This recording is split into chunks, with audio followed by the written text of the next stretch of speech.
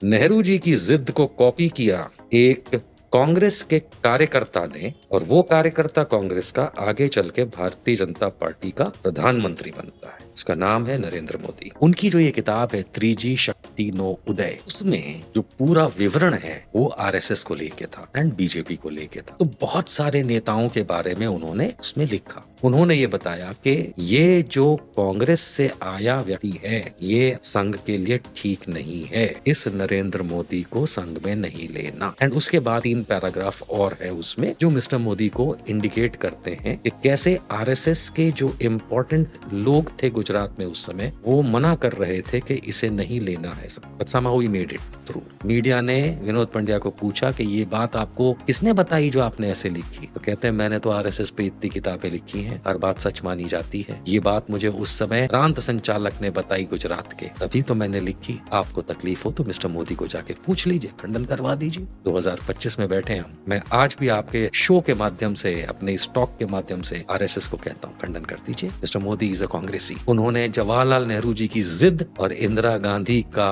रौद्र हिम्मत स्वरूप अपनाने की कोशिश की। वो बात और है कि नकल के लिए अकल चाहिए है, जो शायद 2012 का जो इनका विधानसभा मणिनगर का चुनाव का नॉमिनेशन पेपर था, उसको जब मैंने 2014 से कंपेयर किया, जब इन्होंने अपनी पत्नी का नाम उल्लेख किया उसमें, तो मुझे मालूम चला कि इन्होंने कुछ क्राइम किया है in terms of election commission rules. फिर मैंने इनके खिलाफ क्रिमिनल कंप्लेंट फाइल की थी अहमदाबाद में इसी मुद्दे पे। तो वो एक क्रिमिनल कंप्लेंट फाइल हुई थी, पहले पुलिस वालों के पास गया, पर सीएम साहब के सामने पुलिस वाले तो खैर नतमस्तक होते हैं। They did not act upon it, so I moved court. उसमें मुझे सफलता इतनी तो जरूर मिली कि कोर्ट ने इन्हें गिल्टी साबित किया। कोर्ट ने कहा कि ये गुनहगार हैं, इन्होंने फॉर्म्स के मामले में इलेक्शन प्रोसेस को अब्यूज किया और ये गिल्टी है। लेकिन वो बात और है कि उनकी सजा के लिए मैं अभी भी कोर्ट्स के चक्कर काट रहा हूँ। अंदर से जब हम सोचते हैं तो क्या हमें नहीं पता हमारे देश में कितने आतंकी हैं? हमारे देश में पाकिस्तान से ज्यादा आतंकवादी यहाँ रहते हैं हमारे देश में। दलितों को मारने वाले ये मतलब कौन होते हैं? भगवान के भेजे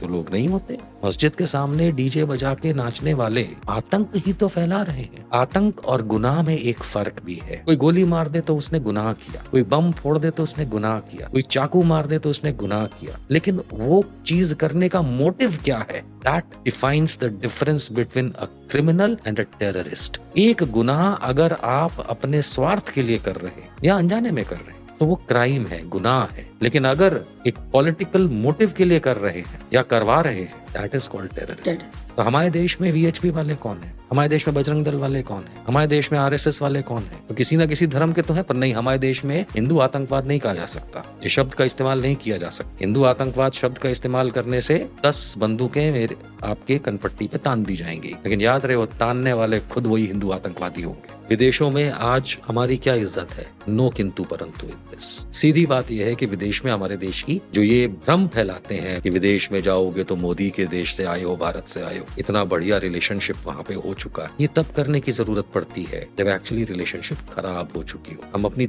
जरूरत से ज्यादा तारीफ तब करते हैं जब एक्चुअली बात कुछ और होती है। मिस्टर मोदी ने जीएसटी को लेकर के इतनी तारीफों के पुल बांधे थे, हालात कुछ और निकले। डिमोनेटाइजेशन को लेकर ये बड़ी बड़ी बातें की थी, हालात कुछ और निकले। सेना कितनी पावरफुल है, 56 इंच का सीना है, आर्मी की यूनिफॉर्म पहन के हर दिवाली सेना में मनाते हैं, हालात कुछ और निकल रहे हैं। एक से एक पूर्व जनरल बता रहा है, एक्सपर्ट्स बता रहे हैं कि हमारी सेना कितनी कमजोर है। दाऊद इब्राहिम का बेटा भी शायद यही कहता होगा, मेरे पापा बहुत अच्छे। But does it change the facts? आज हमारे देश में इन विदेशों से जो मदद आती थी, पास्ट टेंस हो गई है। ये तो भला हो कोरोना का कि मिस्टर मोदी को कुछ और पैसे मिल गए थे बाहर से। कहाँ मिल रहा है भारत को विदेश से पैसा? नहीं मिल रहा। ना हम यहाँ पे कुछ कर पा रहे हैं। कौन है जो इस समय कल सुबह की अपनी वेलविश नहीं मांग रहा कि मैं किसी तरह से अपने फैमिली को चला पाऊं? नेता बोलते हैं देश सबसे बड़ा है, देश प्रेम होना चाहिए, देशभक्ति होनी चाहिए। मैं हमेशा कहता हूँ लोगों को, अपना घर चला लो, उससे बड़ी देशभक्ति कुछ नहीं हो सकती। वहाँ सीमा पे जवान वो अपना काम कर रहे हैं, उनका मत सोचो। तुम्हारे सोशल मीडिया पे चिल्लाने से सीमा पे जवान जो है वो 4 गोली एक्स्ट्रा नहीं चलाएगा। अगर कोई ये सोच के खुश हो रहा है कि ये 75 वर्ष की उम्र पार करते ही अपने अपने पद त्याग देंगे, तो जरा सा डरो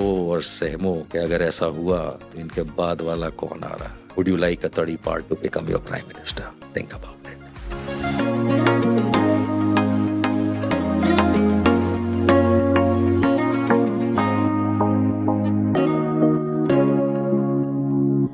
निशान साहब बहुत शुक्रिया। हम बहुत देर से आपका इंतज़ार कर रहे थे कि आप दिल्ली आएँ और हम लोग बातचीत करें। बातचीत इस पर करना चाहते थे कि अभी-अभी देश तकरीबन जंग से बाहर आया है। हम चले ही गए थे, ऐसा लग रहा था जंग हो जाएगी। और उस दौर में हमें एक बात का बहुत शिद्दत से एहसास हुआ है कि फ़ॉरेन पॉलिसी हमारी कुछ गड़बड़ हो गई है। क्योंकि हमारे साथ जो वर्ल्ड कम्युनिटी है, वो नहीं खड़ी हुई। और ना सिर्फ़ ये कि नहीं खड़ी हुई, ये भी लगा कि वो पाकिस्तान के साथ खड़े हैं। और ये भी लगा कि इतनी जो लगातार विदेश यात्राएँ चल रही हैं हमारे प्रधानमंत्री की, वो बिल्कुल नाकाम हैं, उनका कोई असर नहीं है। हमने कोई नया दोस्त नहीं जीता है, पुराने दोस्त गँवाए हैं। और इसी के साथ-साथ जो हमारे जियोपॉलिटिकल इंटरेस्ट हैं, उसमें दूसरे लोगों ने जुर्रत कर ली है टाँग अड़ाने की और उसको बायलैटरल से एक फ़साद ऐसा बनाने की जिसमें कोई भी आकर के बोल सकता है। शुक्रिया किंतु परंतु का। मैं ये बात बहुत समय से ऑब्जर्व कर रहा हूं that mister Modi has lost his charm, ना सिर्फ देश में पर विदेश में। एज प्राइम मिनिस्टर उन्होंने शुरुआत में बड़ी कोशिश की दुनिया भर में भ्रमण करके किसी तरह देशों को अपना मित्र बनाने के लिए, क्योंकि याद रहे कि जब वो प्रधानमंत्री 2014 में बने थे, उससे पहले he was known famous for 2002 Gujarat rights. ये याद रहे कि दुनिया में विकसित देशों की सूची में उनको जगह नहीं मिलती थी। चीन जैसे देश को छोड़ के वेस्टर्न वर्ल्ड उन्हें अपने पास आने नहीं देता था। तो जब 2014 में वो प्रधानमंत्री बने तो वो चाहते थे कि हर उस देश में वो जाएं और सिर्फ प्रूव करें कि मैं आ सकता हूं। उन्हें भारत के विदेशों के साथ रिश्तों से कोई मतलब नहीं था।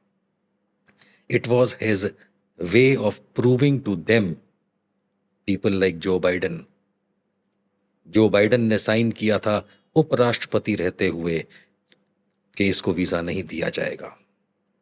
तो ऐसे देशों में जाकर के इन्होंने अपनी नाक का सवाल खड़ा जो था उसको साबित करना चाहा। देश के प्रति इनका कोई सरोकार नहीं था। अब ये बात समझ लेनी चाहिए कि जो शुरुआत से ही चीज सही ना हो वो आगे चल के कोई फल नहीं दे सकती। इन्होंने हर देश जो गए और कोशिश आपको दिखाई कि हम बहुत कुछ कर रहे हैं, देशों के साथ संबंध भारत के अच्छे बना रहे हैं, ये मेरे ख्याल से एक भ्रम था। क्योंकि विदेश नीति जो होती है वो प्रधानमंत्री नहीं चलाता, देश नीति प्रधानमंत्री चलाता है। विदेश नीति के लिए धुरंधर विदेश मंत्री होते हैं, पहले भी रहे, अब का पता नहीं। लेकिन चाहे सुषमा स्वराज जी हो, चाहे अभी जयशंकर जी हो, ये विदेश मंत्री के बजाय विदेश सचिव का रोल प्ले करते हुए मोदी जी के लिए दिखते हैं। और इन्होंने जो शुरुआत से अपनी इमेज बिल्डिंग की कोशिश की वो ना पहले इनकी चल पाई थी ना अब चल पाई। आपने कहा जंग से हम बाहर निकले, शुरू किसने की? हम अगर ये ना समझ पाए कि जबरदस्ती हम पाकिस्तान के साथ उलझ रहे थे तो फिर आगे समझना ही मुश्किल हो जाएगा। कोई जरूरत नहीं थी कि हम पाकिस्तान से उलझें। लेकिन बीजेपी को, चाहे मोदी जी हों, चाहे इनके नेतागण हों, इन्हें हिंदुस्तान, पाकिस्तान, मुसलमान, बस यही दिखता है। हम आपको बड़ा क्लियरली बता दें, पाकिस्तान से उलझने की जरूरत पिछले 20 सालों में कभी नहीं रही। जब मैं कहता हूं 20 साल, तो मैं वहां से शुरू करूंगा जहां अटल बिहारी जी हमें छोड़ गए। कोई जरूरत नहीं थी कारगिल को युद्ध बनाने की। कारगिल में घुसपैठिए आ रहे थे, उनको हमने मारा। वो कोई युद्ध नहीं था, because it was not officially India Pakistan war, लेकिन नॉमेनक्लेचर दिया गया, नाम दिया गया युद्ध का, पब्लिक में एक अपील क्रिएट करने के लिए कि देखिए हम भी वही कर सकते हैं जो कांग्रेस की सरकारें करती आई। भारतीय जनता पार्टी ने वही सिस्टम मोदी जी के समय फॉलो किया। इन्होंने कहीं सर्जिकल स्ट्राइक का नाम दे करके अपने आप को बहुत बड़ा दिखाने की कोशिश की। सेना तो रोज सर्जिकल स्ट्राइक करती है। बालाकोट, मुझे बहुत अच्छे से याद है कि बालाकोट इंडिया में नेशनल मीडिया चैनल्स पे बैठ के मैंने एक्सपोज किया कि वहां पे कौआ कबूतर शायद मरा हो और कुछ नहीं हुआ। और ये बड़े बड़े चैनल्स जो हैं, इनमें बैठ करके इन्हीं को हमने दिखाया कि कैसे आपका पूरा इंफॉर्मेशन गलत है। लेकिन भारतीय जनता पार्टी का जो फॉलोअर है, और अमूमन ऐसा होता है कि राजनीतिक दलों के जो फॉलोअर्स होते हैं उनमें अधिकांश ताली बजाने वाले लोग होते हैं। ये चीज मोदी जी को बहुत अच्छे से पता है। पुलवामा का तो अभी तक कोई नतीजा मिला नहीं, पहलगाम हमला फिर हुआ। पाकिस्तान से उलझने के बजाय हमें वो 4 आतंकवादी ढूंढने चाहिए थे। जहां फोकस करना चाहिए वहां पे मोदी जी फोकस नहीं करते। और फिर अगर ये आशा की जाए कि पाकिस्तान के साथ उलझ के जिन जिन देशों में ये जाके अपना वो हमसे बेहतर तरीके से बिहेव करेंगे, तो मेरे ख्याल से दुनिया में अभी भी कई देश ऐसे हैं जो सच का साथ देते हैं। सच का साथ देने वाले देश पहले भारत का भी साथ देते थे, लेकिन हम अगर फेकोलॉजी पे चलेंगे तो फिर कोई हमको साथ नहीं देगा। अगर हम झूठ बरसेंगे तो हमारे घर के लोग ही अपना साथ छोड़ देंगे, विदेश वाले तो हमारे साथ नहीं आएंगे। हम पहलगाम हमले की शुरुआत को समझते हैं। पहलगाम हमला हो ही नहीं सकता था अगर वहां पे सरकार या वहां की सुरक्षा एजेंसीज मिली हुई ना हो। पॉसिबल ही नहीं था। जितनी दूरी से कोई घुसपैठ करता है, वो जैसे हम राजस्थान, दिल्ली यहां देखते हैं तो जमीन सीधी और प्लेन है, लेकिन अगर हम एलओसी पे जाते हैं तो वहां प्लेन नहीं है। 10-10, 15-15 हजार फीट ऊंचे पहाड़ हैं, पर्वत हैं, उन्हें लांघना आसान नहीं। और 3-4 लोग तो ऐसे लांघ के आ भी नहीं सकते। वहां सुरक्षा एजेंसियां हमारी लगी हैं, वायुसेना पेट्रोलिंग करती है, आर्मी है। उसमें से लोग अगर आ गए, चलिए मैं कहता हूं आ गए, फिर हमारी इंटरनल सिक्योरिटी का क्या हुआ? जो घाटी के अंदर, चाहे वो अलग अलग सुरक्षा बल लगे हों, जो होम मिनिस्ट्री के आते हैं, चप्पे चप्पे पर है।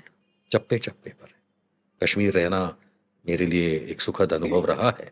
मैं कुछ साल रहा हूं कई वर्षों पहले, पर मैं आज इतना जरूर जानता हूं कि किसी गांव में किसके घर में क्या सब्जी बन रही है, वो इंटेलिजेंस को पता होती है। कि बकरा आज जो मटन बनेगा वो किस कसाई के यहाँ से आया है, ये तक पता होता है।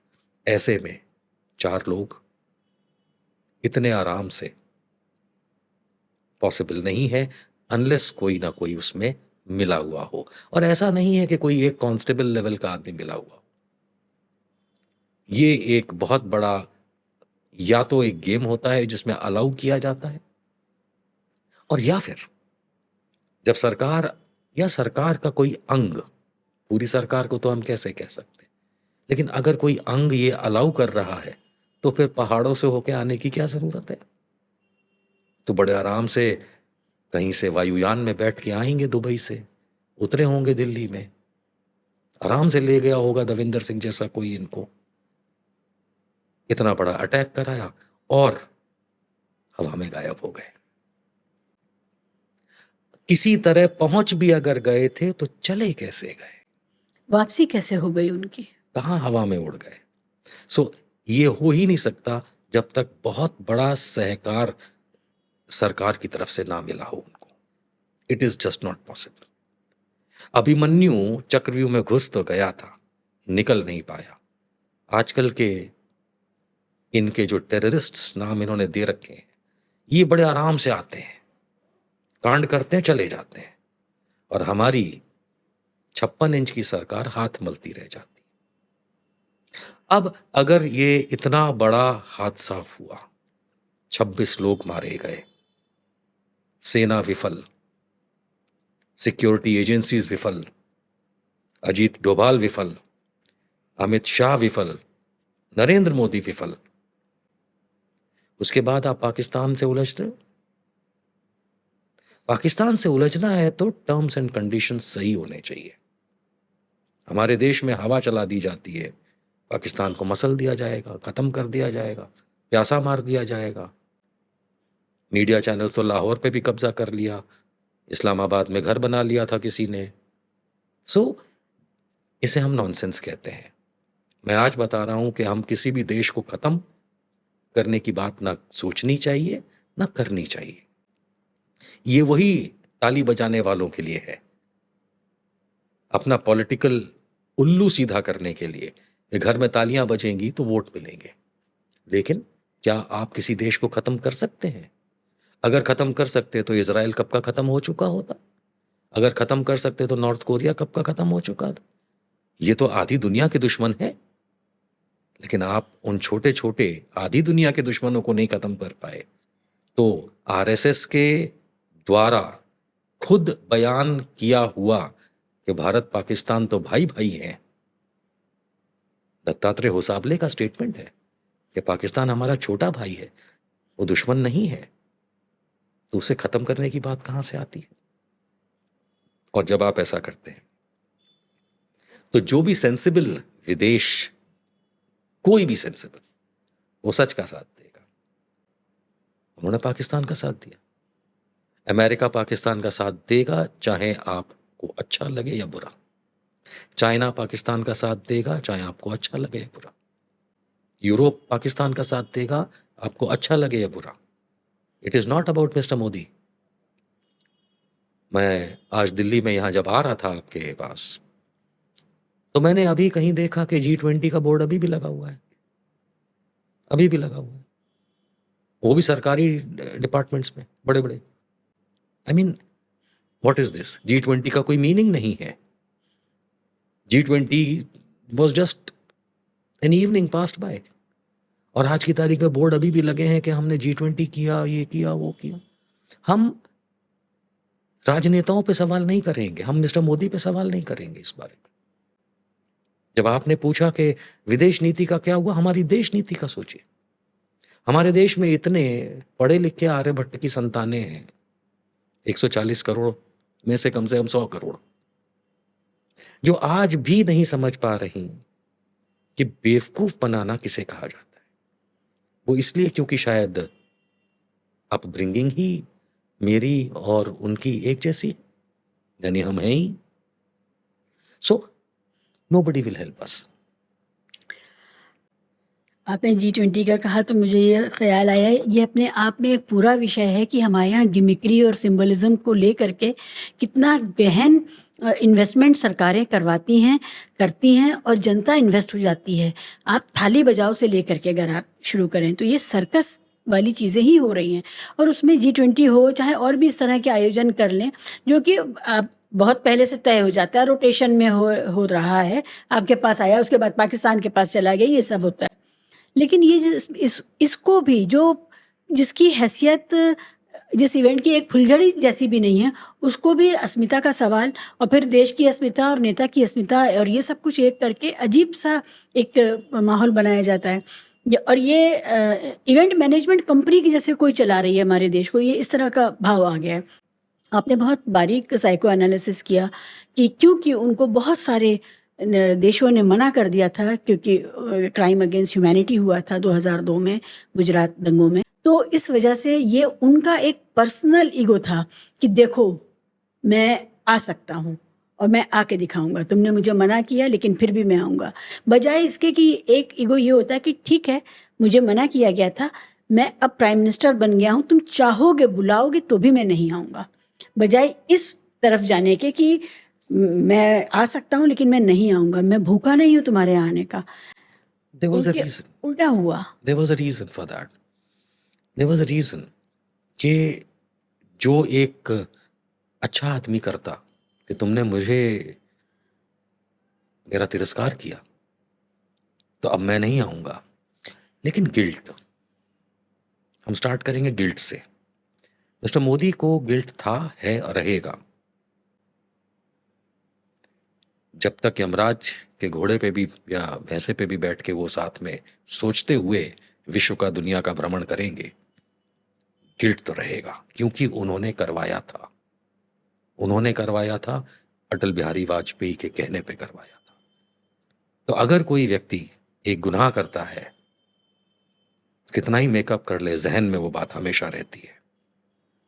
लेकिन ऐसा ना करके वो सिर्फ चीन के पास चले जाते। मुझे बहुत अच्छे से याद है, मैं तो तब गुजरात में ही रहता था और इनसे मेरी डीलिंग्स हुआ करती थी department of science and technology की, क्योंकि ये मंत्री थे उसके। चाइना का पूरा सपोर्ट लिए हुए थे एज द चीफ मिनिस्टर। पूरी तरह से चाइना के लिए ये दंडवत हो चुके थे चाइना के साथ इनका बड़ा क्लोज उसी समय से है। बहुत समय से। इन्होंने चाइना से टेक्नोलॉजी लेना, चाइना से गुजरात को सो कॉल्ड डेवलप करने के लिए पैसा लेना, चाइना से सो कॉल्ड गुजरात के डेवलपमेंट के लिए इक्विपमेंट लेना, कंपनियों का इन्वेस्टमेंट करवाना, ये तो बहुत पुराना इनका एज चीफ मिनिस्टर खेल था। लेकिन जैसा आपने हाईलाइट किया कि तिरस्कार का बदला, कि मान लीजिए कि मिस्टर मोदी को लगा कि मेरा तिरस्कार हुआ, तो वो तिरस्कार का बदला लेने नहीं गए।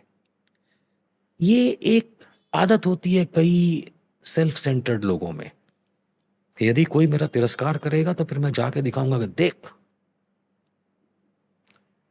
जिसे कहते हैं ना, एक वो कहीं मैंने एक वीडियो देखा था कि अमेरिका कौन, क्या औकात है उसकी। वो आजकल के लड़के इसी चीज को समझते हैं। क्यों? क्योंकि साइकोलॉजिकली हिप्नोटाइज्ड है वो। साइकोलॉजिकली मिस्टर मोदी ने यही कोशिश की थी। अमेरिका कौन, क्या औकात तुम्हारी, देखो मैं आ गया, तुमने मना किया था। इंग्लैंड कौन, फ्रांस कौन, जर्मनी कौन।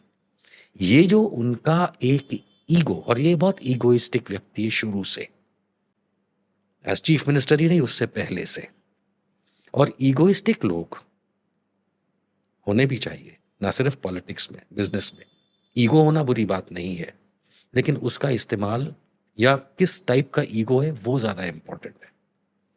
ही utilised his ego to become a good politician, but he became a dirty politician. एक फिल्म आई थी डर्टी पिक्चर, ये उसकी विद्या बालन है, मिस्टर मोदी। ये आगे बढ़ने के लिए कुछ भी कर सकते हैं, जैसे विद्या बालन ने डर्टी पिक्चर में किया था। जो सिल्क स्मिता का रोल था, वो सिल्क स्मिता थी। ये हमारे अवतारी पुरुष। ये बात मैं महसूस बहुत करती थी कि ये यही वजह है, ये ज़िद कि मुझे मना किया गया था और मैं आके दिखाऊंगा। और कई बार हम लोग भी आम जिंदगी में अगर कभी ऐसा हो जाए, कोई ये कह दे कि हमारे घर नहीं आ सकते तुम, तो कोई भी वजह हो जाए, फिर तो कैसे कोई जा सकता है? कोई भी बावकार इंसान जिसकी अपनी इज्जत होगी अपनी नज़र में, वो कैसे जा सकता है? सब जगह जाएं, वही ना जाते तो कितनी बात रहती, क्या इज्जत रहती कि हम जब नहीं आ सकते थे तो भी नहीं आए, लेकिन जब आ सकते थे तो भी नहीं, हमारे लिए ज़रूरी नहीं था तुम्हारे पास आना। तो आजाद भारत में सबसे जिद्दी पॉलिटिशियन अगर मैं किसी को मानता हूं तो वो जवाहरलाल नेहरू थे। Even till today Jawaharlal Nehru इतने जिद्दी थे कि उन्होंने कश्मीर नहीं जाने दिया, इवन व्हेन सरदार पटेल सेठ के ट्रेड कर लो हैदराबाद से। उन्होंने कहा नहीं, ऐसे तो मैं नहीं जाने दूंगा, इतने जिद्दी थे। उन्होंने कहा बाकी रियासतें तुम संभालो, इसका मैं करता हूं इलाज। वो इतने जिद्दी थे कि against many offers made by बाहर के देशों का कि हम आपके देश को डेवलप करेंगे, उन्होंने कहा नहीं, कोशिश हम पहले करेंगे, जरूरत पड़ी तो हम आपसे मदद लेंगे। तो नवरत्न कंपनियां बनाना इत्यादि जो पॉलिसी मेकिंग था वो जवाहरलाल नेहरू ने जिद से किया था। वो पॉजिटिव वही जिद जिद, थी, पॉजिटिव जिद थी ना वो। वही जिद, अब हम पॉजिटिव नेगेटिव का यहाँ फर्क समझते हैं। वही जिद आगे चल के एक कांग्रेस के कार्यकर्ता ने फॉलो की, लेकिन वो प्रधानमंत्री बना बीजेपी का। मैं रिपीट कर रहा हूं, नेहरू जी की जिद को कॉपी किया एक कांग्रेस के कार्यकर्ता ने, और वो कार्यकर्ता कांग्रेस का आगे चल के भारतीय जनता पार्टी का प्रधानमंत्री बनता है। उसका नाम है नरेंद्र मोदी। अच्छा, ये इतिहास है क्या उनका? कभी वो कांग्रेस में भी थे क्या? वो कांग्रेस में ही थे, नरेंद्र मोदी साहब कभी कांग्रेस में थे? उनकी शुरुआत कांग्रेस से हुई। मिस्टर नरेंद्र मोदी भारत के आज के प्रधानमंत्री मूलतः कांग्रेस से शुरू हुए। रिकॉर्ड कर रहे हैं, सबके पास जाएगा। आप ये बताइए, क्या क्या कहानी है, ये इतिहास क्या है? मैं कहानी नहीं, मैं तथ्य बताऊंगा सबूत के साथ, और ऐसा सबूत नहीं जो लोगों को पता नहीं है। ये ऐसा सबूत है जो लोगों से छुपाया जाता है, पब्लिक डोमेन में है। अच्छा, आपने कहा रिकॉर्ड हो रहा है, तो जब कभी भी हमारी इस बातचीत को लोग देखें तो पैरेलली गूगल भी करें। जवाब मेरे साथ साथ देखें जब मैं कह रहा हूं। नरेंद्र मोदी नॉर्थ गुजरात के कांग्रेस के कार्यकर्ता थे। कब? ये 1970 के आसपास की बात है। उसके बाद इन्हें किन्हीं कारणों से, क्योंकि वो कारण नहीं पता है, लेकिन डॉक्यूमेंटेड है कि ये कांग्रेस के कार्यकर्ता थे, इन्होंने आरएसएस की तरफ रुख किया। अब इससे पहले कि मैं आपको इनके आरएसएस के साथ संबंध वाले रुख पे ले जाऊं, मैं ये बता दूं कि इवन टुडे अगर सरकारी कोई चीज़ आपको चाहिए एज ए ठेकेदार, कॉन्ट्रैक्टर, तो रूलिंग पार्टी से कनेक्टिविटी होना बहुत ज़रूरी है। इसमें तो कोई दो राय नहीं है। छोटे से छोटा ठेका हो या अदानी अंबानी के ठेके। हुआ ये, आप लोगों ने एक चर्चा सुनी कि इनके पिताजी वडनगर रेलवे स्टेशन पे चाय बेचते थे। इन्होंने खुद ने बताया, और ये भी बताया कि ये कभी कभी मदद करने चले जाते थे, अर्थात बेचते थे। हम सब जानते हैं कि उस समय वडनगर का रेलवे स्टेशन नहीं था, वो बाद में बना। जब ये अपनी पत्नी को त्याग के चले गए उसके बाद उसके आसपास बना, मतलब ये बच्चे नहीं थे तब। तो ये चाय तो बेचते थे, ऑल्दो ऑफिशियली नहीं। जैसा इन्होंने बताया, हम लोग कहते हैं ना, ये छोटू चाय ले आ, चाय की टपरी पे जाते हैं, दुकान पे जाते हैं, तो वहाँ लड़के बच्चे घूम रहे होते हैं चाय वाले के, हम कहते हैं छोटू एक दो चाय ले आ, 3 कटिंग ले आ। तो ये वो थे, लेकिन रेलवे स्टेशन पे नहीं। मैं गुजरात रहा हूं, मैं आपको बता सकता हूं कि वडनगर हो, वडोदरा हो, ऐसे शहरों में रेलवे स्टेशन और बस स्टैंड आमने सामने होता है। बस स्टैंड मतलब स्टेट ट्रांसपोर्ट कॉरपोरेशन का, railway station and bus stand, क्योंकि छोटे प्लेस, छोटी जगह, तो ये आमने सामने बनाए जाते थे। जहां पहले से रेलवे स्टेशन होगा, बस अड्डा उसके सामने बना दिया जाएगा for the ease of convenience of the passengers. And similarly जहां पहले से बस अड्डा होगा और रेल लाइन अगर डालनी है या, तो वहां पे रेलवे स्टेशन बना दिया जाएगा। तो जब हमने गहराई से जांच पड़ताल इस बारे में की थी, तो मालूम चला इनके चाचा, यानी इनके फादर के, दामोदर भाई के ब्रदर की स्टेट ट्रांसपोर्ट कॉरपोरेशन, जिसको गुजरात में GSRTC कहते हैं, यानी बस अड्डा सरकारी, में चाय की कैंटीन का ठेका था। अब आप बस अड्डे पे देखेंगे तो बाहर बहुत सारे होते हैं, लेकिन अंदर ठेका मिला हुआ होता है, वो इनके चाचा का था। तब कांग्रेस की सरकारें थी, चाहे केंद्र में हो चाहे गुजरात राज्य में हो। स्वाभाविक है कि इनके चाचा का अगर कनेक्टिविटी कांग्रेस से नहीं था तो वो ठेका नहीं मिलता, किसी कांग्रेसी को मिलता। इनके फादर का कोई इतिहास नहीं है, इनके कहने से कुछ नहीं होता। इनके फादर का काम के सिलसिले में कोई इतिहास नहीं है, जो इतिहास है वो बहुत खराब है। लेकिन मैं रुख ले चलता हूं या आरएसएस की तरफ इनका। तो इन्होंने जब आरएसएस ज्वाइन की, ये कैसे पता चलता है? गुजरात साहित्य अकादमी के कई वर्षों तक अध्यक्ष रहे विनोद पंड्या जी ने अपनी एक किताब में उल्लेख किया है, और कल परसों में नहीं किया है, ये बात 5-6 साल पुरानी है। उन्होंने एक किताब बहुत पहले लिखी थी, कम से कम मैं ये मान के चलता हूं जब इनको मुख्यमंत्री बने हुए कुछ साल हो गए थे, यानी 2001 के बाद की बात हो रही है। वो गुजराती में एक किताब है जिसका शीर्षक है त्रिजी शक्ति नो उदय, जिसे हिंदी में कहते हैं कि तीसरी शक्ति का उदय।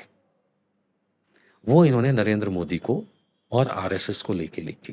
विनोद पंड्या एक आरएसएस के लिए किताबें लिखने वाला व्यक्ति है, ऐसा भी नहीं कि कोई थर्ड पर्सन हो, ना वो लेफ्टिस्ट हैं ना वो कांग्रेसी हैं, अंदर के आदमी है। वो अंदर के आदमी है और हैं पत्रकार, या थे पत्रकार, अब नहीं काम करते पत्रकारिता।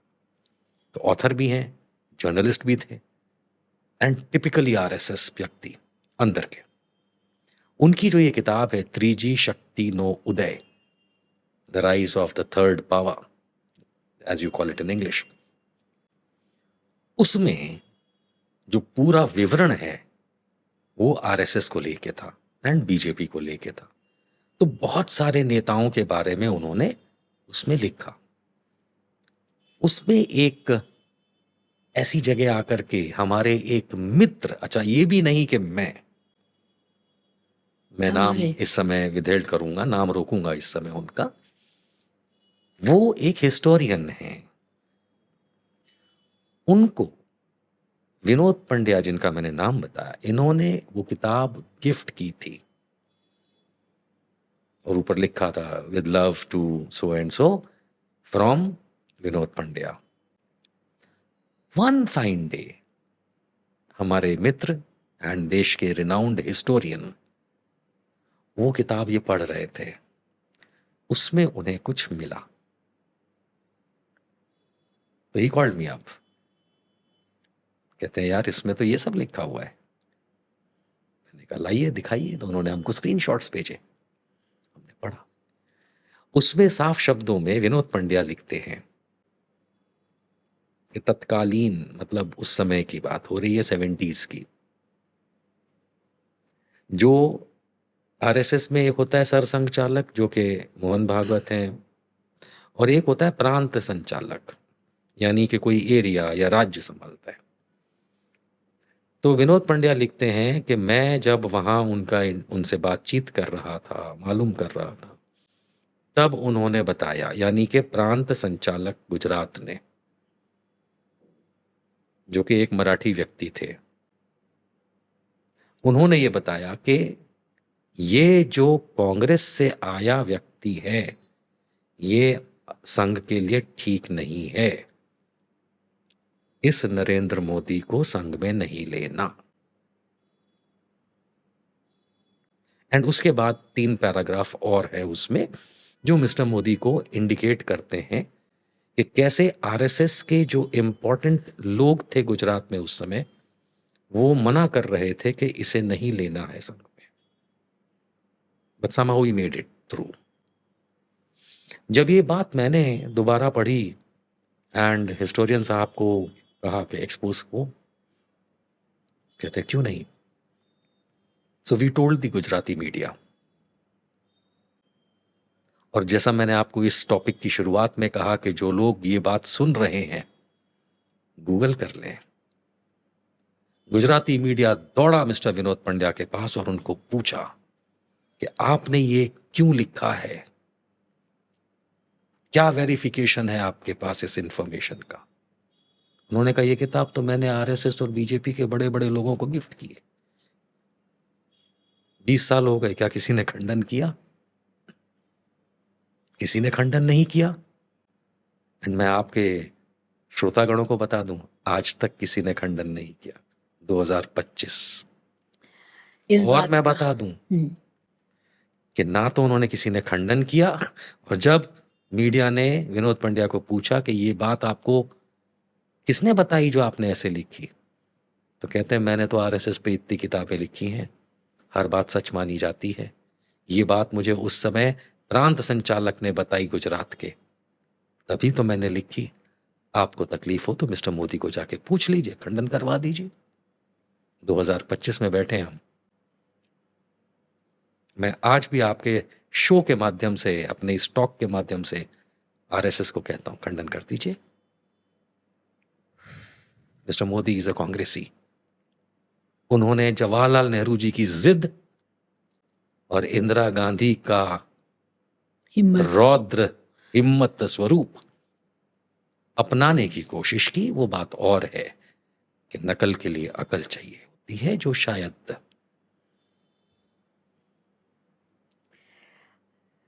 जबरदस्त है ये तो। क्या कहूँ। and I have the proof. I can always share it with anyone. जबकि मैं ऐसे किसी और व्यक्ति के बारे में नहीं जानती हूँ जो कांग्रेस में रहे हों और उसको आरएसएस में जगह मिली हो। कांग्रेस से बीजेपी में आना शायद मुमकिन है, लेकिन कांग्रेस से आरएसएस में जाना मुझे नहीं लगता था कि ऐसा भी होता है। Mister Modi was not inducted into RSS immediately. उनको आरएसएस में नहीं लिया गया था, वो विश्व हिंदू परिषद में लिए गए थे। और अहमदाबाद में पालड़ी करके एक विस्तार है, जगह है, वहाँ पे विश्व हिंदू परिषद का रीजनल ऑफिस है। वो उसके गलियारों में सोते थे, और वहाँ से उन्होंने विश्व हिंदू परिषद के लिए, आप समझ रही हैं कि वो लोग जो करते हैं वो सब करना शुरू किया, यानी कि समाज सेवा उनके टाइप की।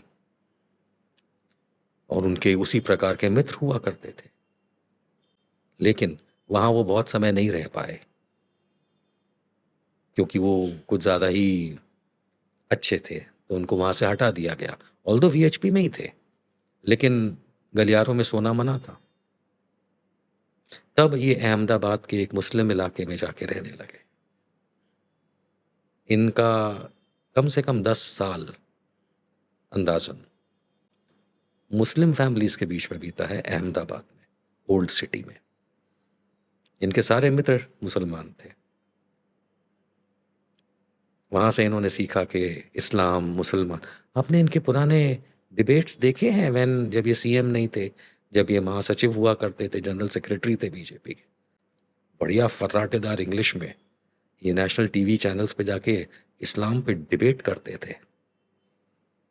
वो बात और है कि उसमें तथ्य नहीं होते थे, इर्रेलेवेंट बातें करते थे। People have forgotten that. तब अंग्रेजी बोल लेते थे, अब क्या हो गया है? बाइडेन के सामने शर्मिंदा हो रहे हैं, और ट्रम्प की प्रेस कॉन्फ्रेंस में उनकी जगह ट्रम्प जवाब दे रहे हैं। ये क्या हो गया है? जब अंग्रेजी बोल ही सकते थे, तो अब यही लगने लगा है कि अब यहाँ से पता चलने लगा है कि भाई हमारे प्रधानमंत्री को अंग्रेजी ज़रूर आनी चाहिए, वरना शर्मिंदगी होती है। इन्हें तो फ्रेंच भी बोलना आती थी, सीखी थी। क्या कह रहे हैं? अंग्रेजी, हाँ, ये तो दिखा रहे थे। हमने फ्रांसवास जाने कहाँ से फर्स्ट बैच में सीखा था, अहमदाबाद से, एंड स्टफ लाइक दैट। ही इन्होंने पढ़ाई लिखाई ज़्यादा नहीं की है, लेकिन हाँ, अंग्रेज़ी बोलना आती, फ्रेंच तो सीखी है। अभी हाल में सर्टिफिकेट इनका दिखाया गया था, लेकिन इंग्लिश तो इनकी अच्छी थी। और देश विदेश में भ्रमण करते थे। फोटोज़ लोग देख ही चुके हैं, अमेरिका से लेके अन्य देशों तक की। तो he used to speak English. वो जैसे कहते हैं ना कि you learn it on the go, तो he learn it on the go. तो भाई लोगों से इंटरेक्ट करते करते इंग्लिश बोलते थे, आधी कच्ची पक्की बोलते थे, लेकिन इनफ सफिशेंट कि ये एक आपसे डायलॉग क्रिएट कर सकें, या बात कर सकें, या कॉन्वर्सेशन हो सके। लेकिन फिर क्या होता है, मैं आपको, जब आप किसी माहौल में रहते हैं तो वहाँ की बातें, भाषा ये सीख लेते हैं। तो जब ये गुजरात में स्टेशन हुए 2001 से, उससे पहले तो ये मूव करते थे कहीं हरियाणा, कहीं यूपी, दिल्ली, गुजरात से कोई मतलब था नहीं इनका। तो ये जब वापस 2001 में शिफ्ट किए गए एज चीफ मिनिस्टर, केशु भाई पटेल को हटा हटा के, उसके बाद इनका माहौल हो गया गुजरातियों के बीच का। एंड मैं आपको अपने अनुभव से बता सकता हूँ कि मैं वर्षों तक गुजरात में रहा हूँ, और क्योंकि हम जब जिस एरिया में होते हैं वहाँ पे अगर सेकंड या थर्ड लैंग्वेज ना बोली जाती हो, then you adopt to that language. तो I adopted Gujarati as my working language in Gujarat. I lived in Jamnagar, I lived in Ahmedabad for years. उस बदौलत मेरी हिंदी और अंग्रेज़ी जरा डामाडोल हो गई थी। इवन टुडे उसका असर है कि मैं बहुत अच्छी हिंदी नहीं बोल पाता, जबकि मेरी मदर टंग है, and a graduate in English literature. आज मेरी इंग्लिश को पोलियो है। उसका रीज़न ये है कि मैं वर्षों तक उस माहौल में रहा जहाँ सिर्फ गुजराती में इंटरेक्शन अधिकांश होता था। वही इनके साथ हुआ। ये बहुत बड़ी बात है और ये कभी चर्चा में नहीं आई। जैसे उनकी शादी के बारे में भी चर्चा में नहीं आई बात, बहुत देर तक नहीं आई। फिर आप ही ने उसके बारे में भी देश को बताया, आप ही के ज़रिए पता चली। देखिए, जशोदाबेन का नाम मैंने तो एक्सपोज़ नहीं किया था, एक पत्रकार हैं, मैं नाम नहीं लूँगा, गुजरात के, उन्होंने जिन्होंने वो एक्सपोज़ यूट्यूब किया था। बनाया था, उन्हीं की बात कर रहे हैं ना आप? उन्होंने हाँ, एक्सपोज़ किया जी। था। लेकिन इस मामले को लेकर के मैं थोड़ा चर्चा में इसलिए आ गया था क्योंकि 2012 का जो इनका विधानसभा मणिनगर का चुनाव का फॉर्म 26A यानी कि नॉमिनेशन पेपर था, उसको जब मैंने 2014 से कंपेयर किया, जब इन्होंने अपनी पत्नी का नाम उल्लेख किया उसमें, तो मुझे मालूम चला कि इन्होंने कुछ क्राइम किया है in terms of election commission rules. इसको क्राइम कहेंगे? बिल्कुल। अच्छा। और सिर्फ मैं नहीं, कोर्ट ने भी कहा है, मैं आपको बताता हूँ। फिर मैंने इनके खिलाफ क्रिमिनल कंप्लेंट फाइल की थी अहमदाबाद में इसी मुद्दे पे। ये जशोदा बहन के मुद्दे पे? हाँ, अच्छा। कहा जाएगा यशोदाबेन का मुद्दा तो नहीं कहना चाहिए, आपने इनके फैक्ट छुपाने, हाँ। इनके फॉर्म्स का, हम्म। कि आपने अपने इलेक्शन फॉर्म में, नॉमिनेशन फॉर्म में, जिसको फॉर्म 26A कहा जाता है, उसमें पहले जगह खाली छोड़ी थी, अब आप दिखा रहे हैं। तो इस चीज़ को लेकर के मैं इनका 2012 का गुजरात विधानसभा का चुनाव का जो नॉमिनेशन था, उस आधार पे, और ये नए 2014 के फॉर्म के आधार पे, दो में से जो भी वैलिड हो उसको रद्द कराने गया था। तो वो एक क्रिमिनल कंप्लेंट फाइल हुई थी। पहले पुलिस वालों के पास गया, पर सीएम साहब के सामने पुलिस वाले तो खैर नतमस्तक होते हैं। They did not act upon it, so I moved court. और उसमें मुझे सफलता इतनी तो ज़रूर मिली कि कोर्ट ने इन्हें गिल्टी साबित किया। कोर्ट ने कहा कि ये गुनहगार हैं, इन्होंने फॉर्म्स के मामले में इलेक्शन प्रोसेस को एब्यूज़ किया और ये गिल्टी हैं। लेकिन वो बात और है कि उनकी सज़ा के लिए मैं अभी भी कोर्ट्स के चक्कर काट रहा हूँ सुप्रीम कोर्ट में। But overall this is how people got to know more about Yashodaben. Ji. तो ये इनका पुराना स्टाइल रहा है, बातों को छुपाना और गलत रास्ते ले जाना। Coming back to the foreign policy issue that we were discussing, पिछले कुछ महीनों से हम लोग लगातार हास्यास्पद होते जा रहे हैं विश्व पटल पे, और इस बार तो हमने गेंद पाकिस्तान के हाथ में दे दी है कि वो भी हमारा मजाक उड़ाए। उनके अपने हालात अच्छे नहीं, उनके अपने पॉलिटिशियंस अपने देश में जो कर रहे हैं वो बुरा हाल है, उनकी इकॉनमी भी ख़राब है। लेकिन इस बार जो उनको एक वैकेरियस प्लेजर हम लोगों ने दिया है कि वो हम पर हंस सकते हैं, ये अवॉइडेबल था, ये नहीं, इसकी ज़रूरत नहीं थी। मैं इसे दो भागों में बांटूंगा। किसने कहा कि पाकिस्तान के हालात खराब है? उनकी सियासत में बहुत दिक्कतें हैं, उनके यहाँ डेमोक्रेसी बहुत, मतलब कभी भी बहुत अच्छी नहीं थी। मेरा सवाल अपने आप से ये है कि आम जनता को किसने कहा कि पाकिस्तान के हालात खराब? गोदी मीडिया ने कहा। मीडिया ने कहा। आप और हम काफ़ी हद तक इन चीज़ों पे रिसर्च करते हैं और फिर हम बात करते हैं। एक आम इंसान जो रिक्शा चला रहा है, सब्जी बेच रहा है, मजदूरी कर रहा है, खेती कर रहा है, या बेरोजगार है ज़्यादातर, या नौकरी कर रहा है, उसके पास तो इतना समय नहीं है कि इतनी गहन अध्ययन की तरफ वो मुड़ सके। तो उसे जानकारी कहाँ से मिलती है? द सोर्स इज मीडिया, चाहे वो प्रिंट हो या इलेक्ट्रॉनिक हो। और एक ट्रेंड होता है, एक खाली इंडिया में नहीं, यूनिवर्सल चीज़ है कि मीडिया जो बता रहा है उसमें कई लोग उसको सच मानते हैं कई लोग उसमें क्वेश्चन करते हैं और कई लोग कहते हैं तो भाई मीडिया बता रहे हैं, we are not concern. Pakistan के हालात इकोनॉमिकली खराब हैं, हमारे कौन से अच्छे हैं? पाकिस्तान के हालात आपने कहा पॉलिटिकली खराब है, हमारे कौन से अच्छे हैं? पाकिस्तान की मिलिट्री इतनी पावरफुल नहीं है, हमने देख लिया हमारी कितनी पावरफुल है, with a question mark. Pakistan के पास खाने को अनाज नहीं है, 5 किलो यहाँ मुफ्त बांट रहे हैं 80 करोड़ को, क्योंकि यहाँ के लोग भूखे मर रहे हैं। I don't think so there is any much difference between Pakistan and India, अगर हम हालात की बात करें। हालात सिर्फ इतने फर्क हैं कि उनके पास 24 करोड़ लोग हैं मात्र और हमारे पास 150 करोड़ हैं। हालात में सिर्फ इतना फर्क है कि वहां भी आतंक है, आतंकी वहां भी हैं, हमारे यहां भी है। लेकिन हम एक ऐसे समाज में रहते हैं जहां हम अपने पिता को खराब व्यक्ति होने के बावजूद खराब नहीं कह सकते। हम ऐसे समाज में रहते हैं जहां हमारी मां अगर बहुत खराब व्यक्ति है तो भी हम नहीं कह सकते। यूनिवर्सली हम अपने देश को बुरा नहीं कहना चाहेंगे और ना कहना चाहिए, लेकिन ये तो सिर्फ स्पोकन बात है, यानी कहने की बात है। अंदर से जब हम सोचते हैं तो क्या हमें नहीं पता हमारे देश में कितने आतंकी हैं? हमारे देश में पाकिस्तान से ज्यादा आतंकवादी यहां रहते हैं। हमारे देश में दलितों को मारने वाले बेमतलब कौन होते हैं?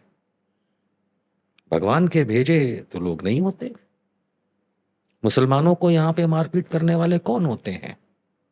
मस्जिद के सामने डीजे बजा के नाचने वाले आतंक ही तो फैला रहे हैं। आतंकवादी का मतलब सिर्फ गोली चलाने वाला नहीं होता है। Let me make it very clear, आतंक और गुनाह में एक फर्क भी है इन शब्दों में।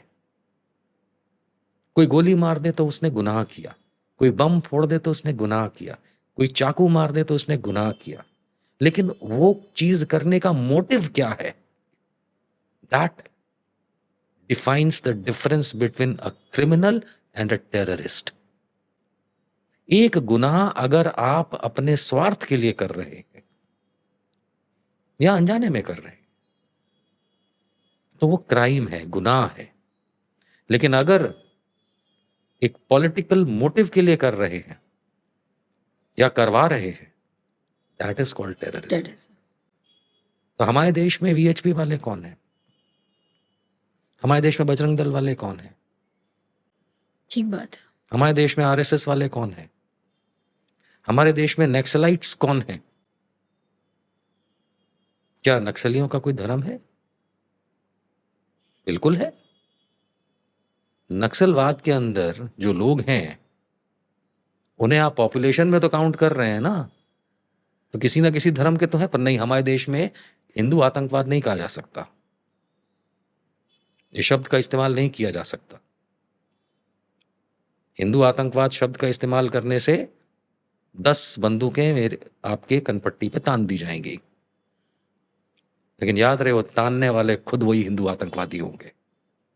मैं आज कहता हूं कि बजरंग दल वाले हिंदू आतंकवादी कई सारे हैं, उनमें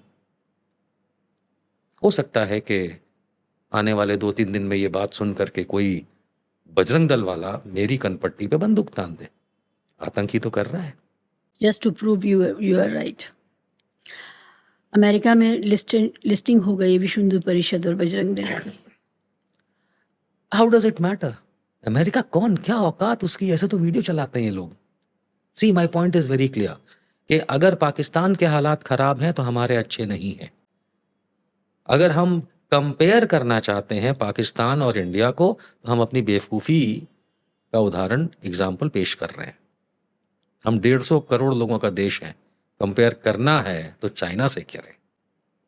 चाइना में भी आतंकवाद है, चाइना में भी गुनाह होते हैं, चाइना में भी डेवलपमेंट होता है और चाइना में भी एक डिक्टेटर राज करता है। ये सारे फैक्टर इंडिया में भी हैं, including the strength of your जनसंख्या। तो बात करें तो एक एप्पल टू एन एप्पल हो। अब वो छोटे से दत्तात्रेय होसाबले आरएसएस वाले के कहने के मुताबिक पाकिस्तान हमारा छोटा भाई है, उससे हम क्या कंपेयर कर रहे हैं? और ऐसा करके हम अपना समय बर्बाद करते हैं, हम इन द सेंस आम जनता। पाकिस्तान से हमें कंपेयर नहीं करना चाहिए। पाकिस्तान से अब कंपेयर करेंगे तो हमको वो गिरा हुआ राफेल याद आएगा। पाकिस्तान से अगर हम कंपेयर करेंगे तो ऑपरेशन सिंदूर याद आएगा।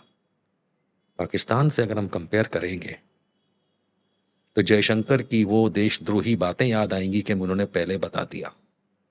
लेकिन लोग कह जाते हैं कि जयशंकर जी ने देशद्रोही काम किया। नहीं, there is a treaty between India and Pakistan, there is a Geneva convention that exists, जिसमें अगर आप दूसरे देश की तरफ कुछ करना चाहते हैं, के ऊपर कुछ करना चाहते हैं, तो वही अमेरिका ने किया जब उसने ईरान के एटमी क्षेत्र को बम्बार्ड किया, पहले ही इन्फॉर्म किया था। You have to do that. लेकिन मीडिया चलाएगा कि हमने पूरा देश खत्म कर दिया उनका।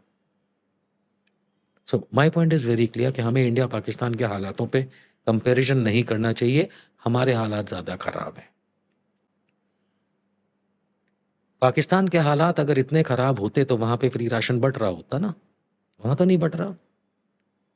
पाकिस्तान की रोड्स कोई नहीं, यूट्यूब पे जाके देख लो। कुछ जो ब्लॉगिंग करते हैं या ट्रैवल वीडियोस बनाते हैं, उनका कहना है पाकिस्तान इंडिया से बहुत ज़्यादा साफ़ सुथरा है। पाकिस्तान इंडिया में गंदगी बहुत है। इंडिया का जो कई बार का घोषित सबसे स्वच्छ शहर है इंदौर, उसकी जो वीडियोस अभी अभी आई हैं पिछले महीने, वो इस कदर गंदगी है वहाँ, तो वो हमारा सबसे साफ़ शहर है अगर। और उन्होंने कंपैरिजन भी किया है। तो अब तो देखिए सोशल मीडिया का ज़माना है, हर चीज़ आपके टिप्स पर है और कंपेयर कर ली जाती है, और कोई बात ऐसी नहीं हो सकती आप यहाँ कहें और सारी दुनिया में ना वो 1 मिनट में पहुँच जाए। तो इसलिए अब तो दूध का दूध, पानी का पानी हो जा रहा है। So that is the reason your foreign policy has to be in place. India Pakistan तक सीमित कर देते हैं हम लोग बातें को, उसमें भी फिर हमको तमाचा मार के अपना गाल लाल रखना पड़ता है। विदेशों में आज हमारी क्या इज्जत है? नहीं, let's be very frank about, I want to be frank about it. No किंतु परंतु इन दिस।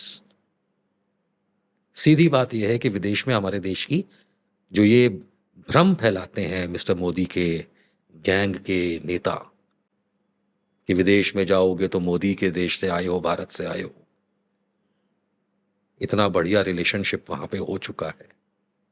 ये तब करने की जरूरत पड़ती है जब एक्चुअली रिलेशनशिप खराब हो चुकी होती है। हम अपनी जरूरत से ज्यादा तारीफ तब करते हैं जब एक्चुअली बात कुछ और होती है। मिस्टर मोदी ने जीएसटी को लेकर के इतनी तारीफों के पुल बांधे थे, हालात कुछ और निकले। डिमोनेटाइजेशन को लेकर ये बड़ी बड़ी बातें की थी, हालात कुछ और निकले। सेना कितनी पावरफुल है, 56 इंच का सीना है, आर्मी की यूनिफॉर्म पहन के हर दिवाली सेना में मनाते हैं, हालात कुछ और निकल रहे हैं।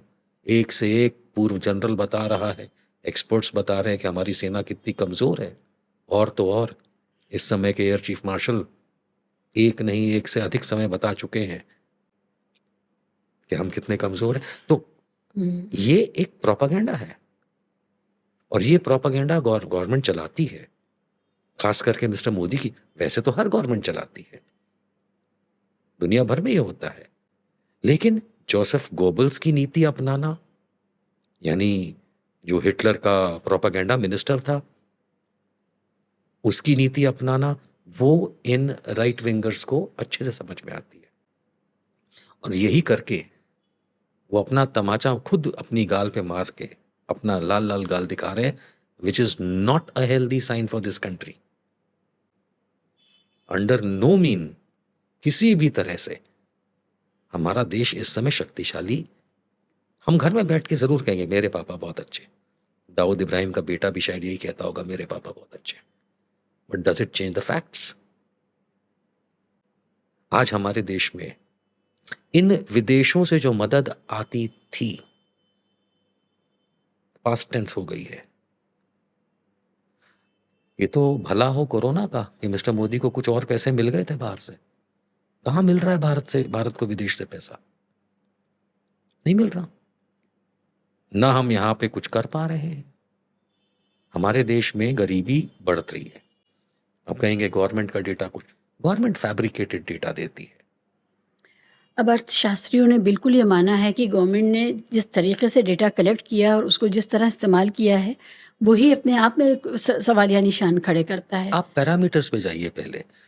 पहले तो एनडीए 1 से पहले, यानी कि जब तक मनमोहन सिंह जी की सरकार थी, तब तक देश की अर्थव्यवस्था को मापने के जो पैरामीटर्स होते थे, बेंचमार्क्स होते थे, मानक होते थे, उन्हें अरुण जेटली जी स्वर्गीय ने फौरन बदल दिया था। क्यों? क्योंकि कंपैरिजन ना हो जाए। अगर वही मानक आज भी लागू होते तो बात कुछ और ही होती दिखने में। उन्होंने मानक बदले ताकि आंकड़े बड़े बड़े दिखाई दें। जैसे गरीबी के बिलो पॉवर्टी लाइन के मानक बदल दिए, तो सरकार कहती है हमने 25 करोड़ लोगों को गरीबी से बाहर निकाला। आज आप बताइए कि 10-20 रुपया रोज कमाने वाला गरीब होगा या नहीं?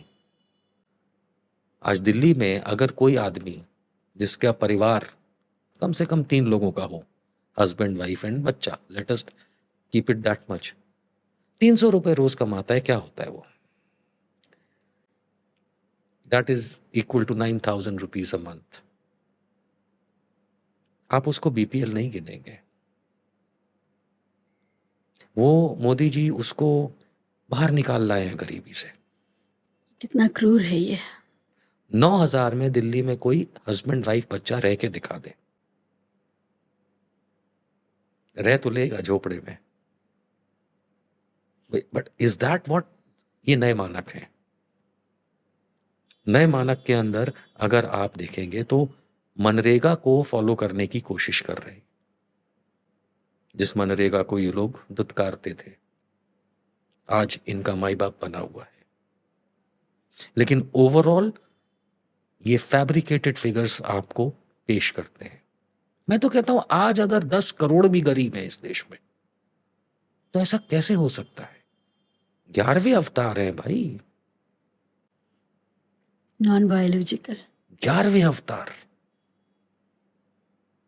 कैसे हो सकता है कि आज मेरे देश में हवाई जहाज क्रैश हो रहे हैं? कैसे हो सकता है कि सड़क दुर्घटना हो रही है? वो तो आ गए हैं ना, ले आए ना ये लोग, उनका राज स्थापित कर दिया ना। लेकिन हमारी जनता, राजनीतिक भाषा में कहें तो बड़ी भोली है, बड़ी भोली है। Election after election, people are not asking for their own issues. They are not asking for their own welfare, their own empowerment. वो तो इस बात पर वो कमिटमेंट शो करने लगे हैं कि नहीं, हम किसी भी कीमत पे आटा खरीदेंगे, पेट्रोल खरीदेंगे, लेकिन मोदी साहब को लाएंगे दोबारा। अगर ऐसी जनता जो बना ले, जिस राजनेता की खुशकिस्मती ऐसी जनता पाने की हो, उसको डिलीवर करने की क्या ज़रूरत है? वो क्यों उसको ये चिंता करनी चाहिए कि तन पे कपड़ा हो, हाथ में अच्छी कोई शिक्षा की डिग्री हो और स्वास्थ्य हो, और उसके बाद समाज में शांति हो। सबसे ज़्यादा ज़रूरी बात यह है कि अगर आज आप कुछ अपना पैसा जमा करके कुछ नया करना भी चाहें, तो आपको सबसे बड़ा भय ये है कि सेंस ऑफ सिक्योरिटी नहीं है। आप पैसा लगाएं, वो लूटा नहीं जाएगा, और वो किसी कांवड़ यात्रा का शिकार नहीं हो जाएगा, या किसी और दंगाई भीड़ का शिकार नहीं हो जाएगा, उसको लूट नहीं लिया, ये कोई गारंटी नहीं है। तो छोटी छोटी हिम्मतें भी नहीं कर पा रहे हैं लोग। देखिए, आपने बहुत अच्छी बात कही। पहली बात तो कांवड़ यात्रा का कोई पीड़ित नहीं होता है, कांवड़ जाने वाले खुद पीड़ित होते हैं। बट एनीवेज, उससे पहले मैं आपकी शुरुआत में कही एक बात को टच बेस करना चाहूंगा। आपने कहा लोग अपनी प्रॉब्लम्स को वगैरह को हाईलाइट नहीं कर पाते। बड़ी मुश्किल से एक एग्जाम्पल लेते हैं कि बड़ी मुश्किल से एक गांव से कोई व्यक्ति आता है शहर में, 2-3 साल स्ट्रगल करने के बाद उसको नौकरी मिलती है। वो कहीं 15-20 हज़ार रुपये की नौकरी करता है, तो माँ बाप को लगता है वाह अब तो शादी कर देनी चाहिए। उसकी शादी हो जाती है। वो कहीं 1 BHK लेके, 1 बेडरूम हॉल किचन लेके किराए पे रहता है। बीवी भी खुश, हस्बैंड भी खुश कि 15,000 रुपये, 20,000 रुपये महीना तनख्वाह है। और वो किसी तरह से डिलीवरी मैन का या इस टाइप का काम कर रहा है, तो सडनली वन फाइन डे उसको पुलिस पकड़ के ले जाए और जेल में डाल दे। क्या उसके घर का सारा मामला कोलैप्स नहीं कर जाएगा? कोलैप्स कर जाएगा, क्योंकि शायद ही वो केस भी लड़ पाए, शायद किसी वकील को हायर कर पाए, बीवी शायद ही सस्टेन कर पाए, गांव भाग जाए, माँ बाप को शायद अपनी जमीनें बेच के उसकी जमानत करवानी पड़े। ये हमारे देश का हाल है, क्योंकि बड़ी मुश्किल से आजादी के बाद वो गांव से शहर तक आके कुछ नौकरी पाया था, अर्थात कुछ इस देश में बनना शुरू हुआ था। अर्थव्यवस्था की बात कर रहा हूं, कहीं फैक्ट्रियां लगनी शुरू हुई, कहीं व्यापार शुरू हुआ, कहीं शिपिंग शुरू हुई, कहीं ट्रांसपोर्टेशन, मैन्युफैक्चरिंग, प्रॉपर खेती बड़ी मुश्किल से शुरू हुई थी। एंड फिर पुलिस ने उसको जेल में डाल दिया, यानी कि ये 11 साल। अगर ऐसे हालात होंगे तो वो पत्नी तो गांव भाग जाएगी, क्योंकि सस्टेन नहीं कर पाएगी। माँ बाप किसी तरह से जमीनें बेचेंगे, अर्थात आज की तारीख में खाना खा पाए। लेकिन इससे पड़ोसियों ने सीख लिया कि भाई कुछ भी ऐसा मत करो कि पंगा हो जाए। यानी आपने जो कहा कि लोग अपनी वेलफेयर की बातें, दे कैन नॉट, उनकी हिम्मत नहीं होगी आज की तारीख में, कर ही नहीं सकते। जनता के तौर पे एक टूटी हुई हिम्मत वाली जनता बन गए हम लोग, जो किसी तरह आज का दिन कट गया, जिंदा रहे, सलामत रहे, यही शुक्र है ऊपर वाले का। अब क्या इस भाव के साथ बहुत लोग जी रहे हैं भारत में? यही हमारे भारत का भाव है। कौन है जो इस समय कल सुबह की अपनी वेलविश नहीं मांग रहा कि मैं किसी तरह से अपने फैमिली को चला पाऊं? नेता बोलते हैं देश सबसे बड़ा है, देश प्रेम होना चाहिए, देशभक्ति होनी चाहिए।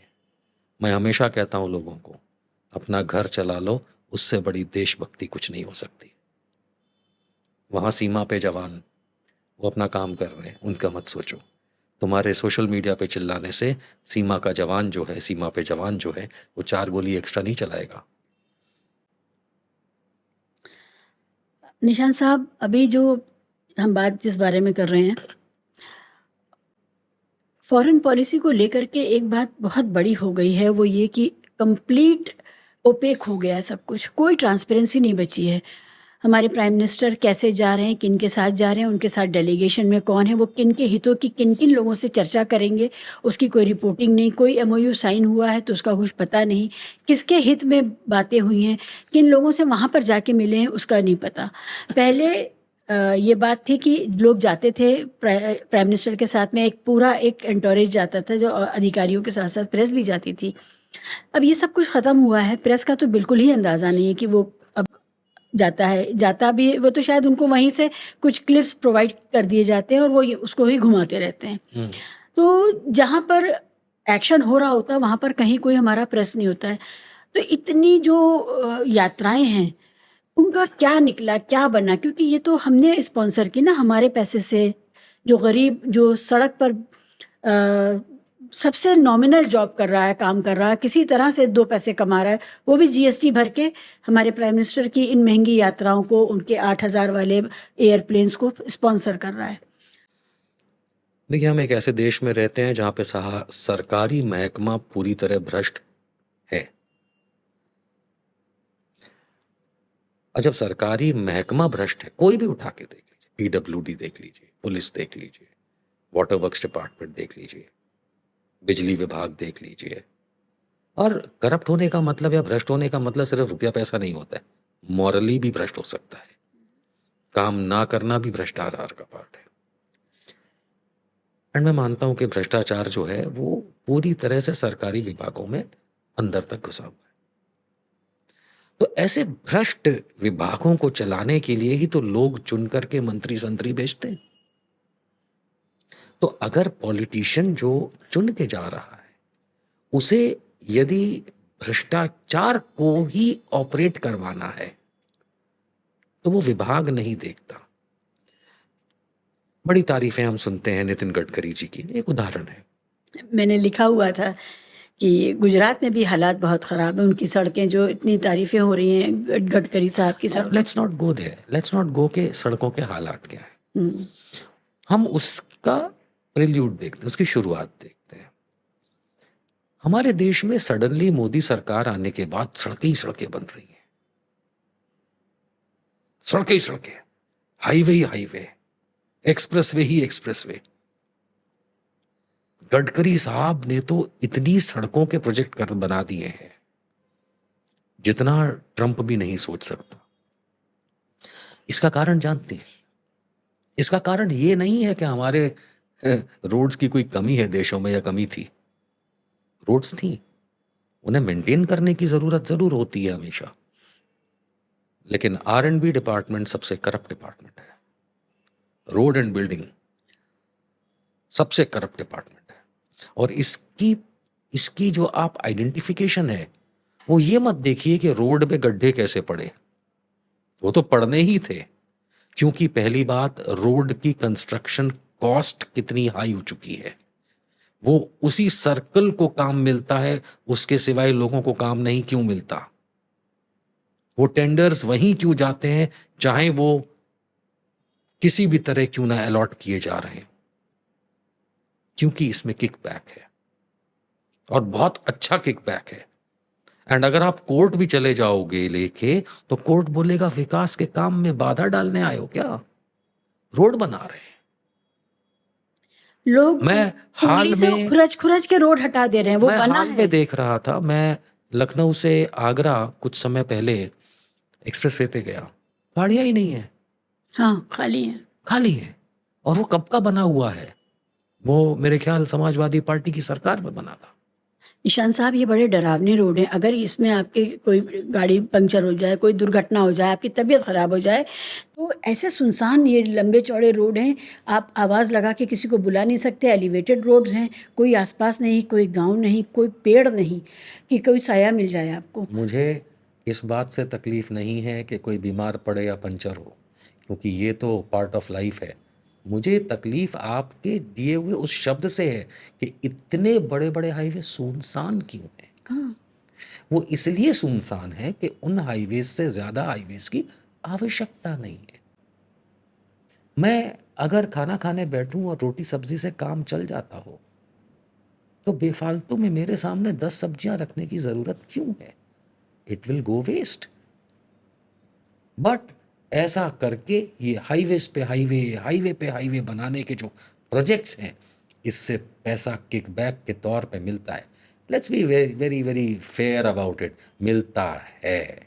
I don't have any problem in saying electoral bond वाले सिस्टम में हम देख चुके हैं। निशान साहब, जितना पैसा सरकार लगाती है वो तो जनता ही दे रही है। पेट्रोल से ज़्यादा टोल टैक्स दे रही है जनता। आप अगर 500 किलोमीटर जा रहे हैं तो आप अपना पेट्रोल देख लीजिए और टोल टैक्स देख लीजिए। अगर ज़्यादा नहीं तो बराबर तो होगा ही होगा। तो ये जो पैसा है, ये जो जनता ही भर रही है और अनंत काल तक भरती रहेगी। एक नई चीज़ आई है, टोल टैक्स, आपने शब्द का इस्तेमाल किया। मैंने कुछ समय पहले एक सरकारी टोल टैक्स विभाग के व्यक्ति से एक जानकारी समझी थी। टोल टैक्स रोड के लिए नहीं होता है। आप जिस हाईवे पे जा रहे हैं उसका टोल टैक्स आप उस रोड के रख रखाव के लिए नहीं पे करते। अच्छा, अगर आप पॉइंट ए से पॉइंट बी जा रहे हैं, अगर आप जलंधर से लुधियाना जा रहे हैं, तो जो भी नेशनल हाईवे या स्टेट हाईवे सो कॉल्ड होगा, उसमें कितने पुलिया और ब्रिज आते हैं, उसके कंस्ट्रक्शन और मेंटेनेंस के लिए होता है, ना कि रोड के लिए। और आप कभी भी मार्क कीजिएगा, या आपके श्रोता भी मार्क कर सकते हैं, कि टोल टैक्स के नज़दीक में कोई ना कोई बड़ा पुल या पुलिया होगा विद इन फ्यू किलोमीटर्स। तो ये उसके रख रखाव के लिए, ये रोड के रख रखाव के लिए नहीं है। बिकॉज रोड, कंस्ट्रक्टेड रोड देना सरकार का फर्ज है। अब उसके लिए आप चाहे पीपीपी मॉडल इस्तेमाल करें या जो भी करें। जो एलिवेटेड रोड्स नहीं हैं, अगर आप उनको बच के निकलना चाहें तो भी तो पुलिया वगैरह होता होगा, उस वो तो है ही अपनी जगह। वो डिपेंड करता है कि फिर वहाँ की पंचायत, कॉरपोरेशन या फिर वहाँ की स्टेट गवर्नमेंट उस चीज़ को वो लेना चाहे ना लेना चाहे उस पे tax, that can be a different story. तो ये जो लेकिन जो नेशनल हाईवेज हैं हाँ, जिसमें आप टोल टैक्स सबसे ज़्यादा पे करते हुए दिखते हैं, वो रोड के लिए नहीं है। Road is free for you. हर हर व्यक्ति जो रोड पे जा रहा है, चाहे अपनी गाड़ी में या किसी और की गाड़ी में, वो रोड सरकार की तरफ से फ्री होती है। We have already paid the tax. Even if let us say Chennai, देखिए चेन्नई में रोड बन रही है, हो सकता है दिल्ली से मेरा पे किया हुआ टैक्स का मनी वहाँ एलोकेट हो गया, विच इज़ फाइन। लेकिन टैक्स पेयर के पैसे से सरकार कई चीज़ें हमें देती है। कभी कभी कम पड़ जाता है तो लगान वसूल लेती है, और कम पड़ता है तो पीपीपी में चली जाती है, जहाँ शेयरिंग पे कुछ समय के लिए, जैसे दिल्ली का डीएनडी था, दिल्ली नोएडा दिल्ली, वो पीपीपी पे बना था, कुछ समय तक उसके पैसे लिए गए। अब क्यों नहीं लिए जाते? क्योंकि वो एक्चुअली गवर्नमेंट की तरफ से फ्री होती है। रोड का टोल टैक्स नहीं होता। उसका कैलकुलेशन हुआ, उसके पैसे निकल आए, जो खर्चा था वो निकल आए। फिर उसमें एक जज साहब को भी परेशानी हुई थी और उन्होंने भी संज्ञान ले लिया था, तो वो ख़त्म हुआ था इस अब आप तरह यही से। सोचिए ना कि फिर मेरा एक पहचान का अहमदाबाद में सब्जी बेचने वाला है गुल्लू, उसको तो नहीं पता चलेगा ना ये सब। वो तो सिर्फ आलू टिंडा किसी तरह बेच रहा है रोज़ अपना घर चलाने के लिए। हमारे देश में ऐसे 100 करोड़ से ज़्यादा लोग हैं। इसलिए किकबैक, करप्शन, यही सब करने के लिए तो इलेक्शन जीतने की कोशिश मिस्टर मोदी और उनके जैसे लोग करते हैं। और इन रोड्स की एक और बहुत बुरी बात है कि वो गरीबों के लिए नहीं हैं। जब तक आपके पास बहुत तेज़ रफ़्तार का कोई वाहन ना हो, तब तक वो आप उसको दूर से देखते रहें, नीचे खड़े होकर निहारते रहें। वो गिरते भी हैं, वो सब कुछ होता है, लेकिन गरीब आदमी के लिए तो जीना और मुश्किल हो गया, सफ़र करना और मुश्किल हो गया है। अच्छी ट्रेनें ख़राब हो गई हैं, बंद हो गई हैं, कम हो गई हैं।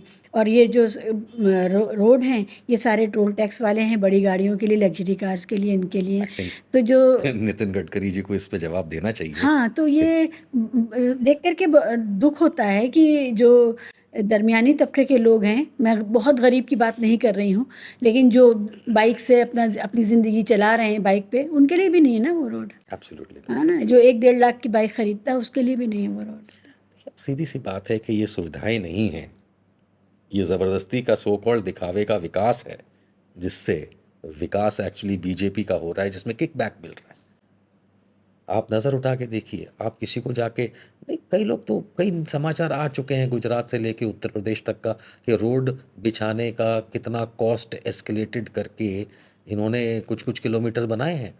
आज की तारीख में एलिवेटेड रोड बनाने की कॉस्टिंग्स देखिए आप, एंड देन कैलकुलेट करिए, एंड देन सोचिए कि ये जो रोड्स हैं, ये जो इतनी सारी बाहर की रोड्स बना रहे हैं from one city to another, and highways and expressways, जबकि इंफ्रास्ट्रक्चर एग्जिस्ट करता है, क्या वो ज़रूरी है? या दिल्ली के दरियागंज की रोड ठीक करना? ये लोग नहीं सोच सकते। जो शहर के अंदर की सड़कें हैं, ये या पुराने जो राजमार्ग हैं, वो बहुत बुरी मैं हालत में आपको हैं। दिल्ली का एक उदाहरण दूंगा, जी, क्योंकि मैं दिल्ली कई बार ट्रेन से आया गया हूँ। जी। नई दिल्ली रेलवे स्टेशन जो है, हुँ, नई दिल्ली रेलवे स्टेशन में पहाड़गंज साइड एक कहलाती है।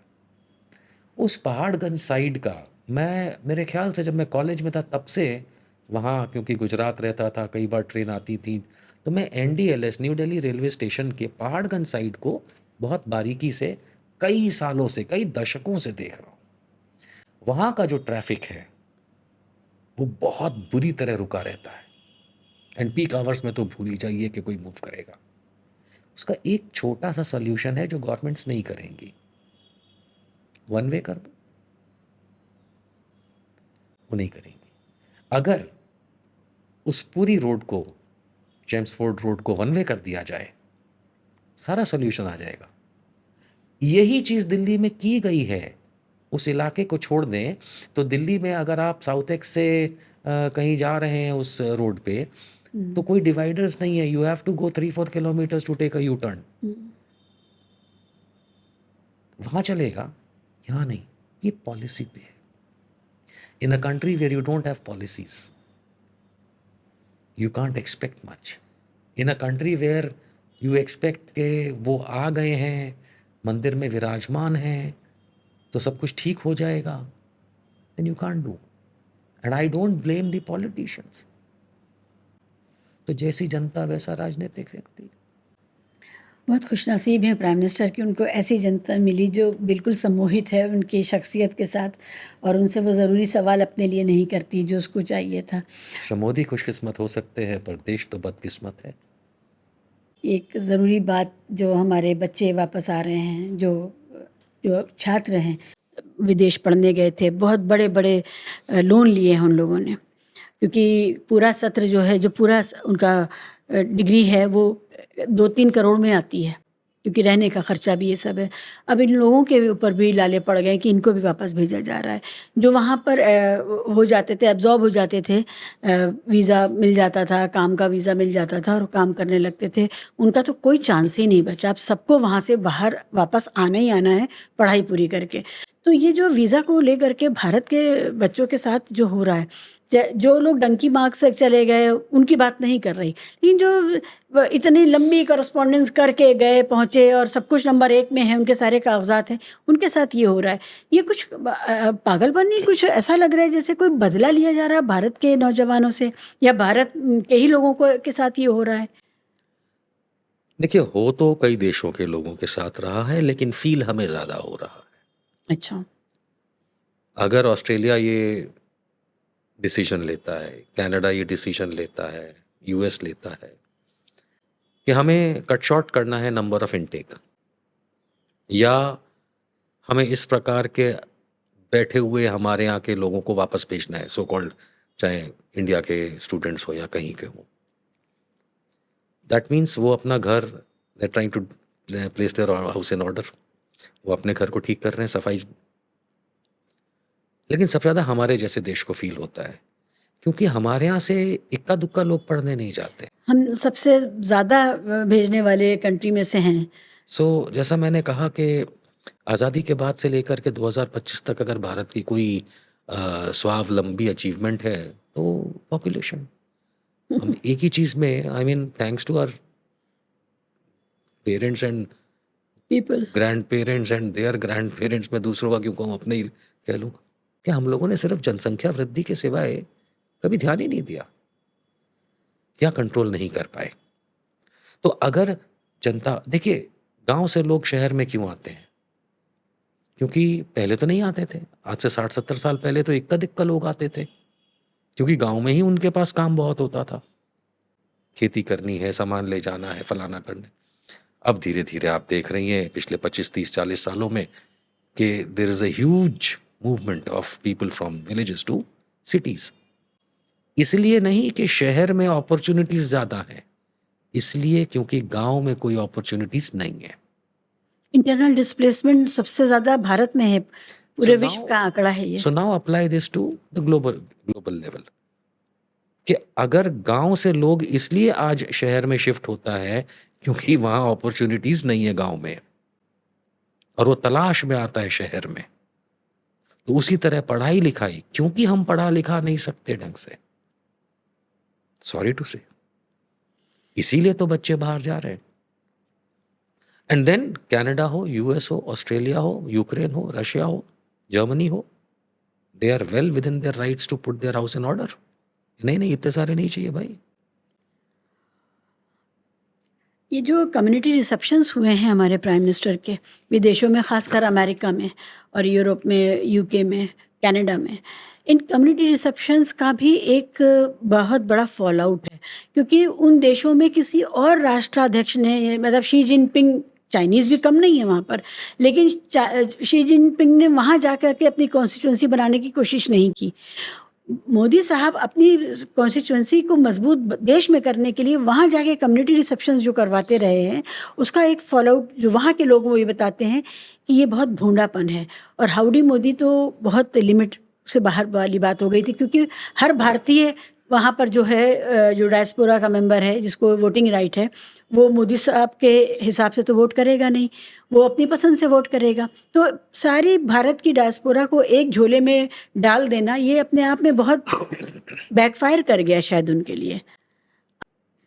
सी देर आर सर्टेन फैक्ट्स जो मैं हिंदी में रखूंगा। जी। यूएस हो, यूके हो, या कोई भी देश जहाँ मिस्टर मोदी जाते हैं, वहाँ सडनली देखते हैं आपके भारतीय डायस्पोरा के नाम पे एक भीड़ दिखती है जो हाथ हिला रही है, छूना चाह रही है, कोई उनको छू के रोने लगता है, और मोदी जी को भगवान के दर्जा दे दिया जाता है कि इन्होंने देश को पता नहीं क्या से क्या बना दिया। हिंदी में हमारे देश में जब रैली के संदर्भ में कहा जाता है तो कहते हैं भाड़े के टट्टू। हमारे यहाँ देश में रैलियां जब होती हैं पॉलिटिकल, तो ज्यादातर लोग पेड होते हैं। वो पेड के कई तरीके होते हैं।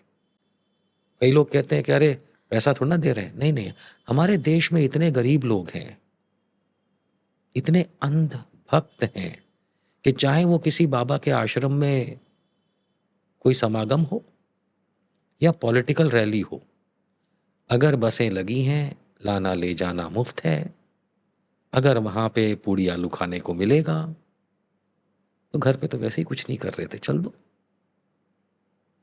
जो इंस्ट्रक्शंस होंगे वो कर देंगे। ये सिर्फ पॉलिटिकल रैलीज की बात नहीं है, ये इवन बाबाओं के समागमों की भी बात है। Same happens when mister Modi reaches a foreign country. किसी के पास विदेश में टाइम नहीं है। मेरे बहुत से पहचान के लोग हैं जो विदेशों में परावर काम करते हैं। उनके पास टाइम नहीं है कि वो आकर के ऐसी रैलियों में या ऐसे खड़े होकर के डायस्पोरा बन के हाथ हिलाएं, झंडे दिखाएं और फलाना करने का टाइम नोबडी हैज। और जो लोग अच्छा खासा वहां अपने आप को प्लेस करके पहले से बैठे हैं, वो तो ऑर्गेनाइजर होते हैं ऐसी चीजों के, because they are paid in order to make sure कि मिस्टर मोदी आ रहे हैं तो 200 आदमी हो, सड़क पे लोग हों, झंडा दिखाएं, हल्ला करें, जो भी है। बट फैक्चुअली स्पीकिंग ये भाड़े पे आते हैं। इनका बीजेपी से कोई नाता नहीं है। और नहीं, ये लोगों का बीजेपी से कोई नाता नहीं है। वो जो आपको लाइन में वहां खड़े हाथ दिखाते हुए रोड के साइड मिलते हैं, आप यहाँ पे पॉलिटिकल रैलीज में चले जाइए, आपको लगता है कोई बीजेपी के लोग आ रहे हैं। उनको तो पता नहीं होता वो किस लिए आए हैं। 2000 कार्यकर्ता को काम दिया जाता है कि 3 लाख की भीड़ जुटानी है। वो भीड़ बीजेपी की थोड़ी ना है। 140 करोड़ प्लस 150 करोड़ के बीच में हमारी पॉपुलेशन है। बीजेपी अपने काउंट बताती कि हमारे 10 करोड़ सदस्य हैं। वो पर्चा लिख के जो अपने सदस्य बनाए हैं उन्होंने, सिर्फ 10 करोड़। 140 में से लेट अस अज्यूम 40 करोड़ बच्चे हैं, तो उनको तो सदस्य ना ही बनाया होगा। तो 100 करोड़ में मात्र 10 करोड़ बताती है बीजेपी आज 2025 में कि उनके सदस्य हैं। So this is the same thing that happens when Mr. Modi goes out. He needs for Indian media. आपने जैसे चाइनीज प्रीमियर का नाम लिया, उन्हें अपने चाइना में दिखाने की जरूरत नहीं है कि वहां लोग चाइना को प्रेज कर रहे हैं कि नहीं, या चाइनीज लोग मिल रहे हैं कि नहीं। चाइना को पता है every 5th American is a Chinese, तो उन्हें कुछ झंडा लगाने की जरूरत नहीं है यूएस में। तो लेकिन इंडियन मीडिया के लिए वो मसाला चाहिए कि मोदी जी फलानी जगह पहुंचे, वहाँ काले गोरे लाल पीले इंडियन जितने भी हैं सब हाथ हिला रहे हैं, हाथ लगा रहे हैं, छू रहे हैं, रो रहे हैं। This is an optics that they create back home. ये जो शोर शराबा है, फूहड़पन है, इसी का फॉलोआउट कुछ लोग कह रहे हैं, जो मित्र हैं वो बता रहे हैं कि इतनी अति हो गई है, इतना शोर करने लगे हैं और अपने प्रेजेंस को इतना ज़्यादा महसूस कराने लगे हैं कि अब लोगों में एक आ गया है कि नहीं भाई, इंडियंस नेबरहुड में नहीं जाना है। इनकी शादियां, इनके धार्मिक, इनके उत्सव, ये सारा कुछ बहुत शोर शराबे से करते हैं। फिर पॉलिटिकली बहुत ज़्यादा प्रोनाउंस्ड हैं। कुछ दंगे करवाए गए हैं, ऑस्ट्रेलिया में हुआ और पिछले साल आपने देखा यूके में हुआ, दंगा हुआ, बाकायदा दंगे करवाए हैं हिंदूवादी संगठनों ने, जो HHS है, तो उसको लेकर के। तो क्या ये जो वापस भेजने का जो अमल हो रहा है, इसका तो कोई ऐसा तो नहीं कि वो One of the reasons, not the only मुझे reason. भी लगता है, क्योंकि ये बच्चे तो नंबर मतलब सारे अपने कागज पूरे करके गए थे, इनको See, क्या।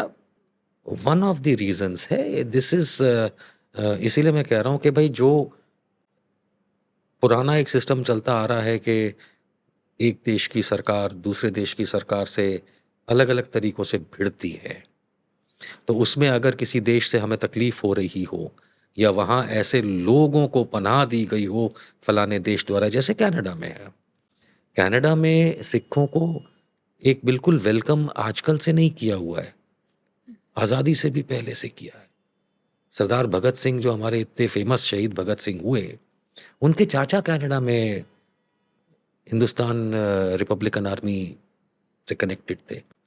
Vancouver is mini Punjab. Yes. तो अब मिनी पंजाब का ये मतलब नहीं है कि वहाँ सारे लोग जो हैं वो खालिस्तान समर्थक हैं, कतई नहीं। When I go to Vancouver, I don't see people, against Indian government. लेकिन कुछ तो वहाँ भी हैं। कनिष्क का ब्लास्ट उसी का रिजल्ट था जब एयर इंडिया का विमान उड़ा दिया गया था। लेकिन होता ये है कि ये पुराने सिस्टम्स हैं जो हर देशों के बीच में चलते हैं। अब इसका इम्प्लीकेशन, ये जो क्लीनिंग हो रही है या ना आने दिया जा रहा है नए बच्चों को पढ़ने के लिए, या जो पढ़ रहे हैं उनके साथ कुछ इश्यूज क्रिएट किए जा रहे हैं ताकि वो वापस चले जाएं या आगे काम ना कर पाएं। This is exactly what I meant by saying that these countries are now putting their house in order. उन्होंने ये ऑब्जर्व किया है कि हमारे देश से लोग वहाँ जाते हैं वहाँ बसने के लिए। हमारे देश से लोग वहाँ पढ़ने इसलिए नहीं जाते कि वो वापस इंडिया आकर के बहुत बड़ा कुछ काम करेंगे। हमारे ज़्यादातर बच्चे पढ़ के वहीं सेटल होना चाहते हैं। हमारे बहुत कम बच्चे वहाँ से रिटर्न आते हैं। We will find certain examples के कोई वहाँ से वापस आया पढ़ाई लिखाई करके और यहाँ पे उसने हॉस्पिटल बना दिया या साइंटिफिक रिसर्च इंस्टीट्यूट बना दिया या समाज सेवा में काम कर रहा है। पर ऐसे बहुत कम एग्जाम्पल हैं विस टोटल जितने जाते हैं।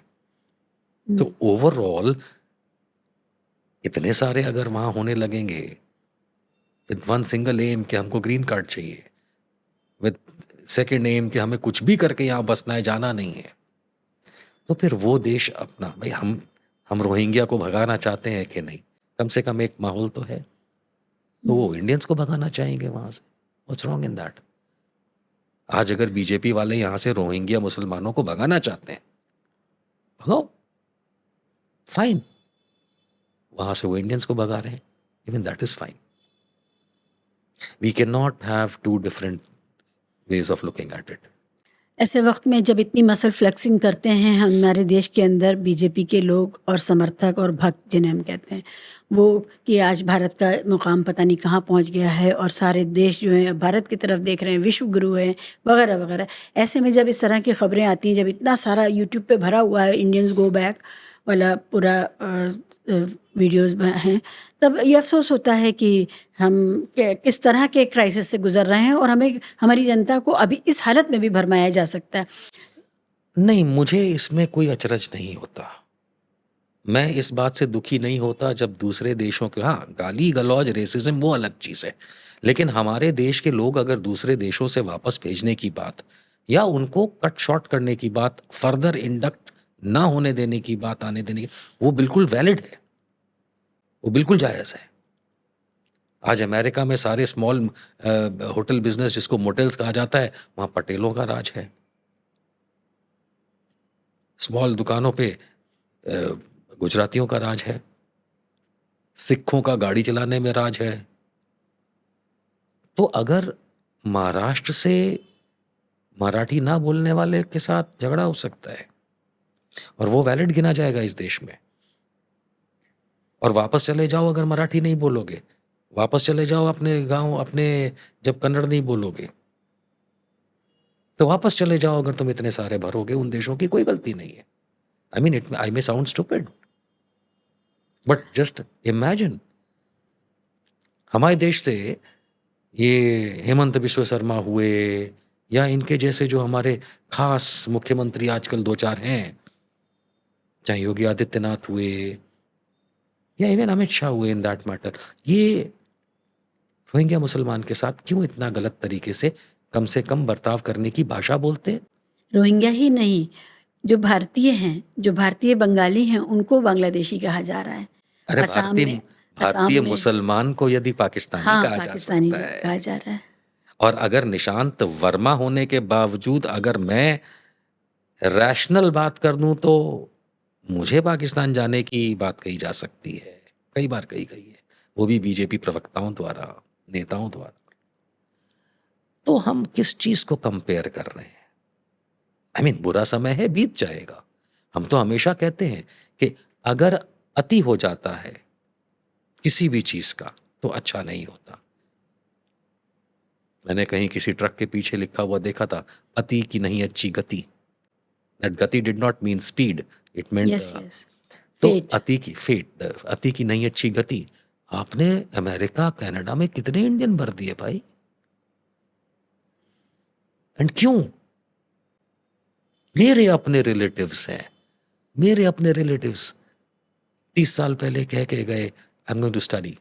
बहुत अच्छा पढ़ा लिखा व्यक्ति, मेरा कजन ब्रदर साइंटिस्ट, MIT में पढ़ने गया, वापस आऊंगा और अपने होम टाउन के लिए कुछ करूंगा। वो हर 2 साल में वापस आता है, जमीन खरीद के चला जाता है। That's it. हमने कुछ भी तरह से अपने देश के लोगों के लिए बेहतर हालात देश के अंदर बनाए होते तो ज़रूर वापस आते, लेकिन उनको जो इनसिक्योरिटी है कि जो कुछ भी वो कर लें, कुछ नहीं पता कल को क्या हो जाए। हमारे देश के जो बिलियनियर्स हैं वो भी विदेशों में घर खरीद के वहाँ बसने लगे, वहाँ रहने लगे, और सिर्फ वो नाम के भारतीय हैं। अगर जितने भी आप बड़े बड़े नाम आप देख लीजिए, आप तो गुजरात से आते हैं, मुंबई गुजरात के जो बिलियनियर्स हैं टॉप मोस्ट, वो विदेश जाके रह रहे हैं। ऐसे में फॉरेन पॉलिसी और विदेशों के साथ हमारे संबंध जो इस समय बहुत बुरे हालात में हैं, मैं इस बारे में आपसे बात करना चाहती थी। आपको हम सुनते ही रहते हैं तो मुझे लगा कि किंतु परंतु पे आराम से बैठ करके इस विषय पे विशेष बातचीत की जाए। कोई ऐसी बात जो फॉरेन पॉलिसी के हवाले से आपको कहनी है? मैं शायद इतना ऐड करना चाहूँगा कि विदेशों में पहले भारत का नाम था, हमारे उनसे संबंध कई विकसित देशों के साथ अच्छे थे।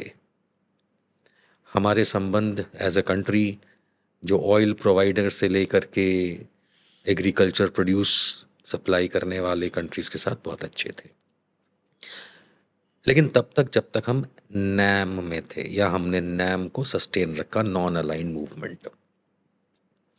जवाहरलाल नेहरू जी की बहुत अच्छी पहल नेटो और स्वीटो के खिलाफ, नॉन अलाइन मूवमेंट के चलते एक नया बच्चा जो भारत 1947 में पैदा हुआ, जहाँ कुछ कुछ चीज़ें बनती थी। मैं ये नहीं कहता कि कई लोग कहते हैं सुई भी नहीं बनती थी, नहीं बनता था थोड़ा बहुत।